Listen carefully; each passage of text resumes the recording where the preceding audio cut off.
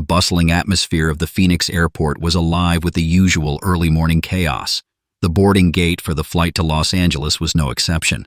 Passengers shuffled forward in neat lines, clutching steaming coffee cups and dragging their carry-ons behind them.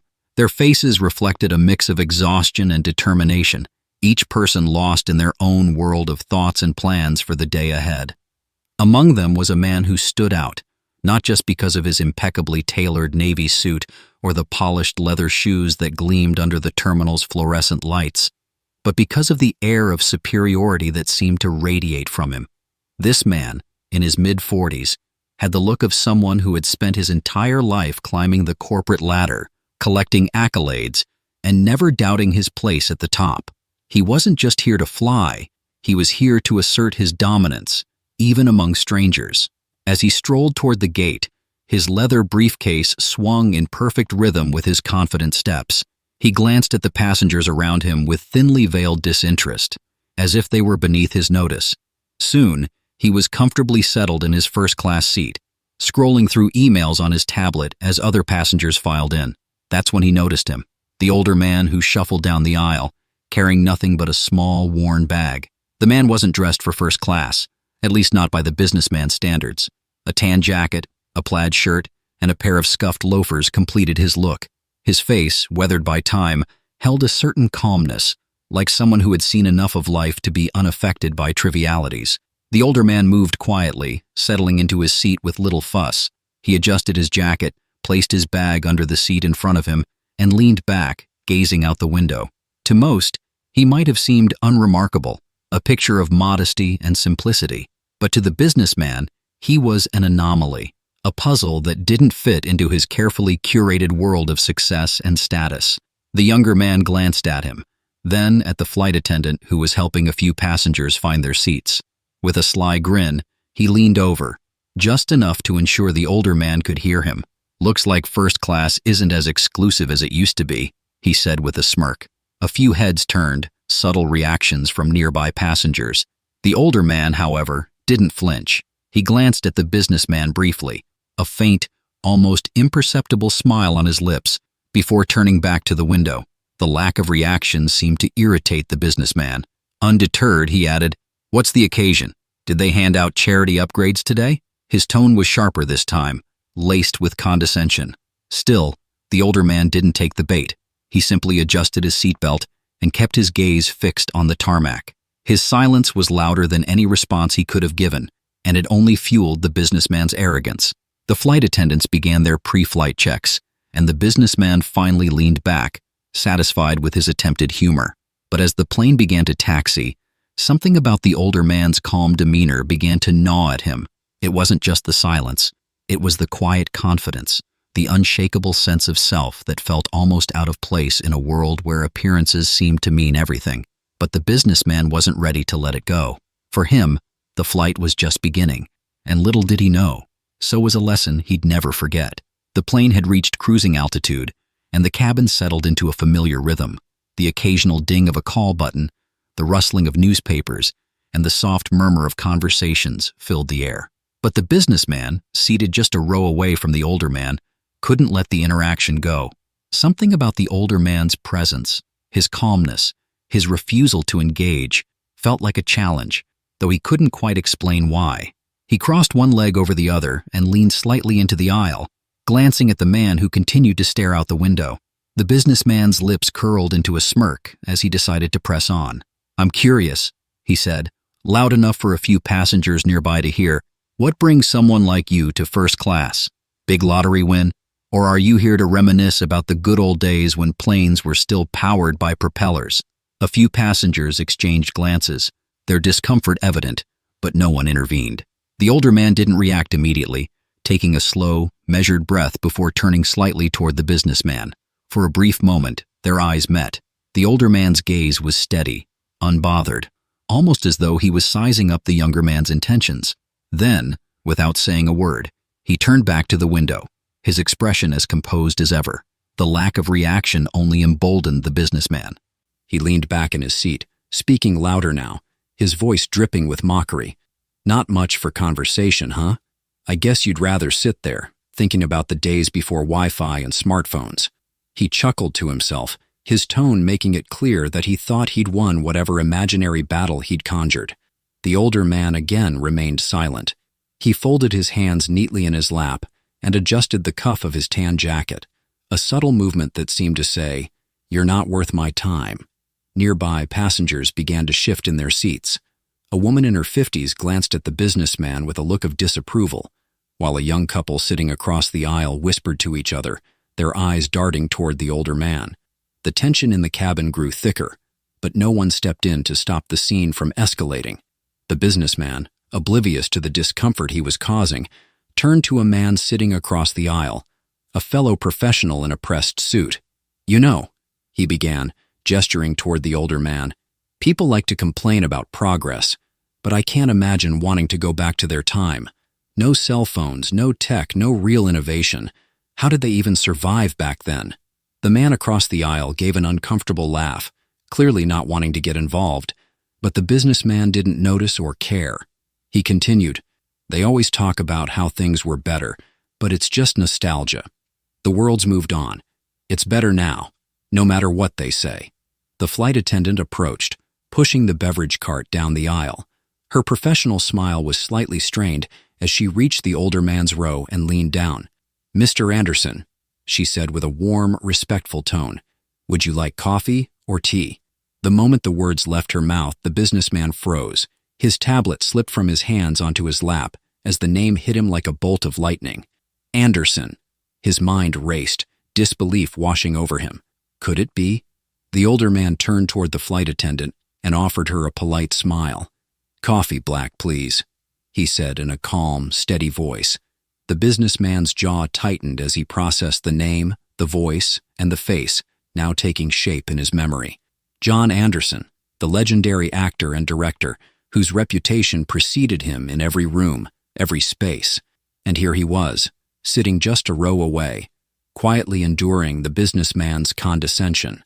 A ripple of whispers began to spread through the cabin as passengers caught on to the revelation. "Is that really him?" one woman murmured to her husband. "I think it's John Anderson," another passenger whispered excitedly. The businessman's face turned pale as the truth settled in. The man he'd been mocking wasn't just any older passenger.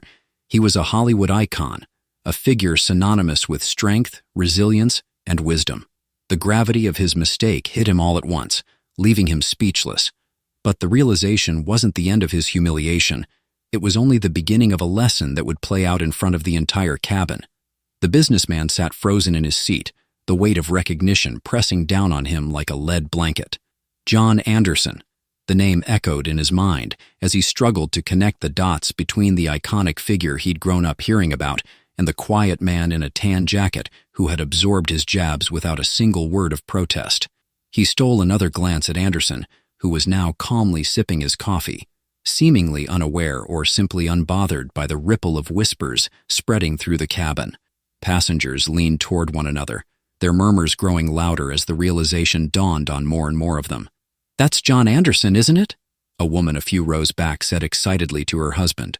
"Yeah, I'm pretty sure it is," he replied, craning his neck for a better view. The businessman's ears burned as the words reached him. He slumped slightly in his seat, wishing he could somehow vanish into the cushions. The quiet conversations around him only magnified his embarrassment, each one like a tiny spotlight, illuminating his foolishness. He clenched his hands around the armrests, his mind racing. How did I not recognize him? How could I have been so blind? But it wasn't just the fact that he hadn't recognized Anderson. It was the way he'd spoken to him, dismissive, condescending, mocking. He'd treated him like an irrelevant relic of the past. And now the realization of just how wrong he'd been felt like a punch to the gut. Finally, he mustered the courage to speak, leaning slightly forward in his seat. "Excuse me, Mr. Anderson," he said, his voice quiet now, hesitant, a far cry from the loud, arrogant tone he'd used earlier. Anderson turned his head slowly, his piercing eyes locking onto the businessman's. It wasn't an aggressive look, but it wasn't friendly either. It was the kind of look that stopped people in their tracks, a gaze filled with quiet authority and the wisdom of someone who had seen and endured far more than most could imagine. "Yes?" Anderson said simply, his voice steady and calm. The businessman opened his mouth, but the words caught in his throat. What was he supposed to say? Sorry for being an ass? Sorry I didn't recognize you? Sorry for treating you like you didn't belong here? None of it felt sufficient. I didn't realize, he stammered, his words trailing off awkwardly. Anderson raised an eyebrow, waiting. His silence only made the businessman's discomfort grow.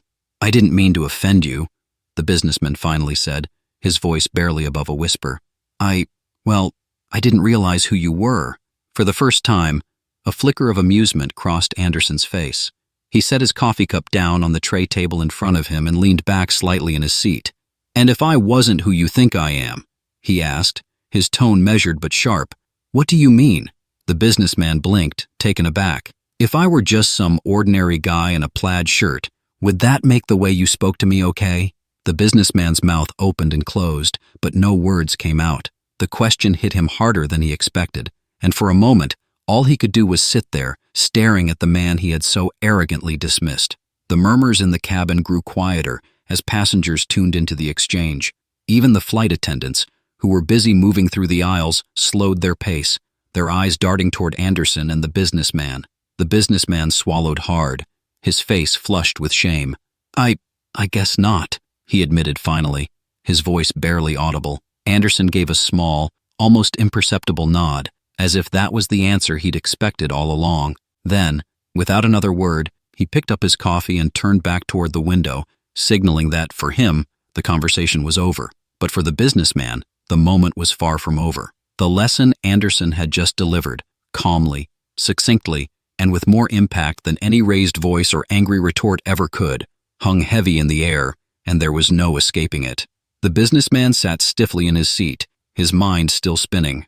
John Anderson's words were like a mirror, reflecting his arrogance and assumptions back at him. He wanted to apologize again, to find the right words to fix the damage, but his confidence, the very thing he had flaunted earlier, was now nowhere to be found. Finally, after what felt like an eternity, he leaned forward again, his voice low and tentative. Mr. Anderson, I owe you an apology. I wasn't trying to... Anderson raised a hand, cutting him off mid-sentence, but his expression remained calm. You don't need to explain, he said, his tone even but firm. What's done is done, but there's a lesson here if you're willing to hear it. The businessman nodded quickly, his eyes wide, eager to redeem himself. The cabin seemed to quiet, as if even the other passengers were waiting for what John Anderson would say next. Anderson leaned back slightly, his fingers wrapping loosely around his coffee cup. People always think respect is something you earn by being someone important, someone with a title or a reputation, he began, his voice carrying the weight of decades of experience. But real respect, that's not about who the other person is, it's about who you are. The businessman's breath caught. He opened his mouth to respond, but no words came. Anderson's words hit him square in the chest, the simplicity of the truth cutting through all the excuses he'd been preparing. You see, Anderson continued, his gaze steady, respect isn't conditional. It's not something you give out based on what someone looks like, what they're wearing, or whether or not you recognize their name. It's about how you carry yourself, how you treat people, even when you think no one's watching. The businessman felt his face flush with shame. He had built his life on success and status, priding himself on being a self-made man. Yet here he was, being schooled on the most basic principle of decency by someone he had so carelessly dismissed. Anderson took a slow sip of his coffee, then set it back down on the tray table. I've been around long enough to know that people like to make quick judgments. They think they've got someone figured out the moment they lay eyes on them. But those assumptions, he gave a slight shake of his head, they say more about the person making them than the person they're about.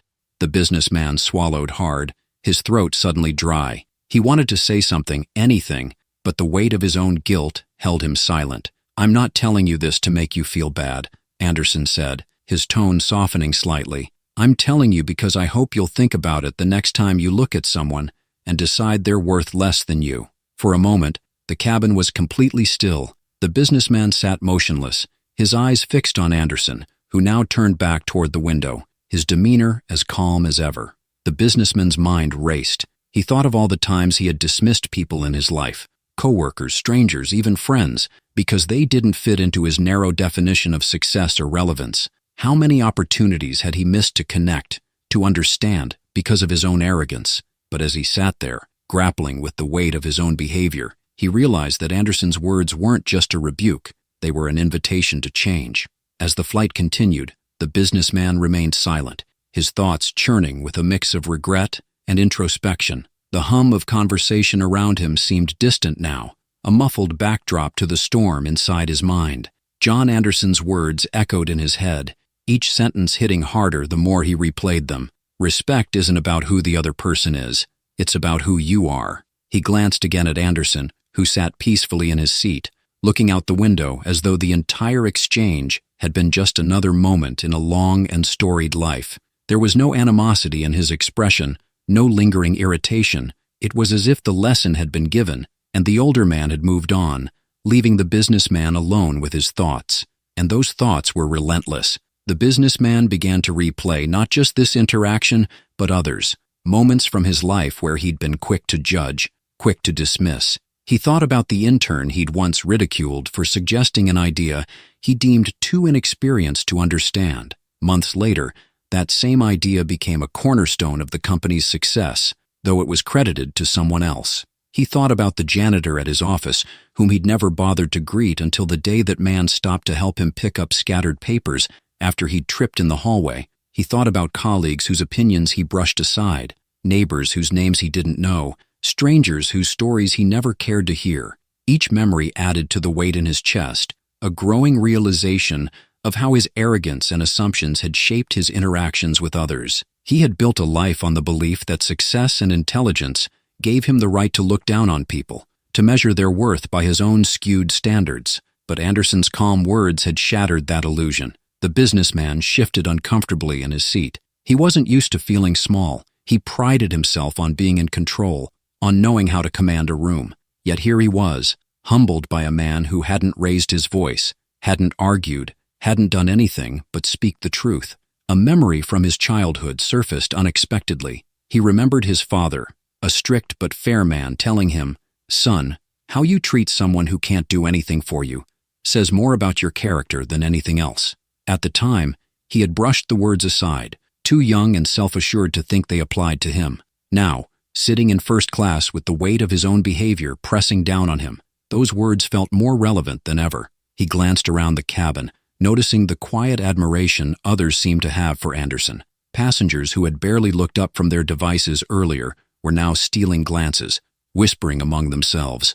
But Anderson didn't seem to notice, or perhaps he simply didn't care. His quiet confidence wasn't performative. It wasn't about commanding attention or seeking validation. It was just who he was. The businessman felt a pang of envy, not for Anderson's fame or success, but for his sense of self. He realized that his own confidence had always been tied to external markers, his job title, his salary, his possessions. Without those things, who was he? Could he still command respect, or would he crumble under the weight of his own insecurities? He looked down at his hands, suddenly aware of how tightly he was gripping the armrests. His knuckles were white, his palms sweaty. Slowly, he released his grip and took a deep breath. There was no undoing what he had said to Anderson, no erasing the embarrassment of this flight, but there was something he could do. He could learn. For the rest of the flight, the businessman stayed quiet, his mind occupied with the implications of Anderson's words. He thought about the kind of person he wanted to be, the kind of person who could command respect not through power or wealth, but through kindness and humility. He didn't know if it was too late to change, but he knew he had to try. As the plane began its descent, the businessman felt a familiar jolt as the landing gear deployed. The cabin lights brightened slightly, and the flight attendants made their way through the aisle, checking seatbelts and tray tables. For everyone else, it was just another routine landing. But for the businessman, this flight had been anything but ordinary. He glanced out the window, the Los Angeles skyline coming into view. Normally, this sight would fill him with anticipation, a rush of energy for the meetings, deals, and opportunities waiting for him in the city. But today, it felt different. The skyline wasn't just a destination. It was a reminder of the person he had been when he boarded this flight, a man who had measured success by power and status, blind to the flaws in his character. As the plane touched down smoothly on the runway, the businessman took a deep breath, trying to steady the whirlwind of emotions swirling inside him. He felt the weight of Anderson's words still pressing on his chest. Respect isn't about who the other person is. It's about who you are. Those words had turned his world upside down, forcing him to confront truths he'd avoided for years.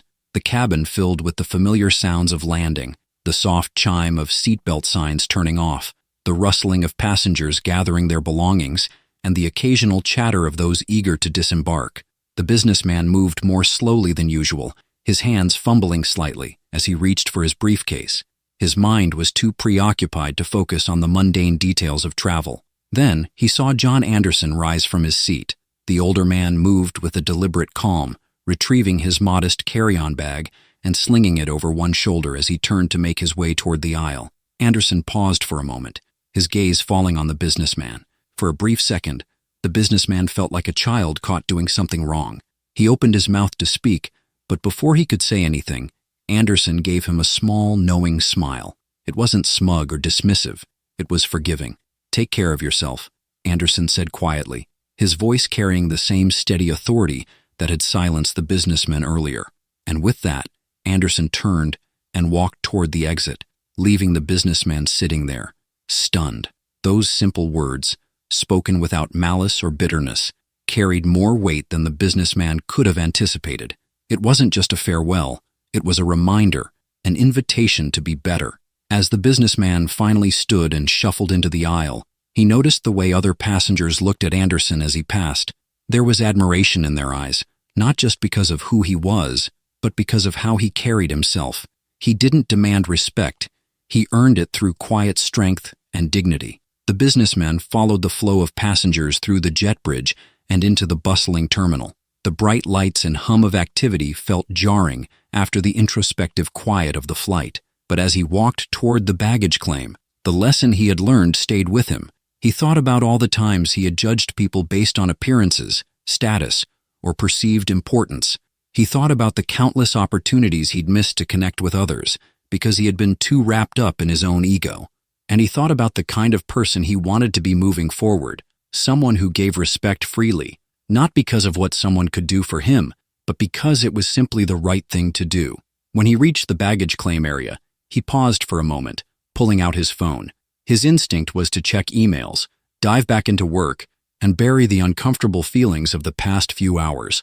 But instead, he opened a blank note and typed 3 simple words: "Be like Anderson." He didn't know what the road ahead would look like, but he knew he couldn't go back to being the person he was before. That flight had changed him in ways he couldn't yet fully articulate, because sometimes the most important lessons come not from lectures or books, but from the quiet moments when someone holds up a mirror and forces you to see yourself for who you truly are. As he left the terminal and stepped into the Los Angeles sun, the businessman felt something he hadn't felt in years: humility. And with that humility came hope, the hope that he could start again, this time with a heart more open and a mind more willing to listen. If this story inspired you or gave you chills, don't keep it to yourself. Share it with your friends and family. And hey, if you want more powerful and emotional stories like this one, don't forget to hit that subscribe button and turn on the notification bell so you never miss an update. We'd also love to hear your thoughts.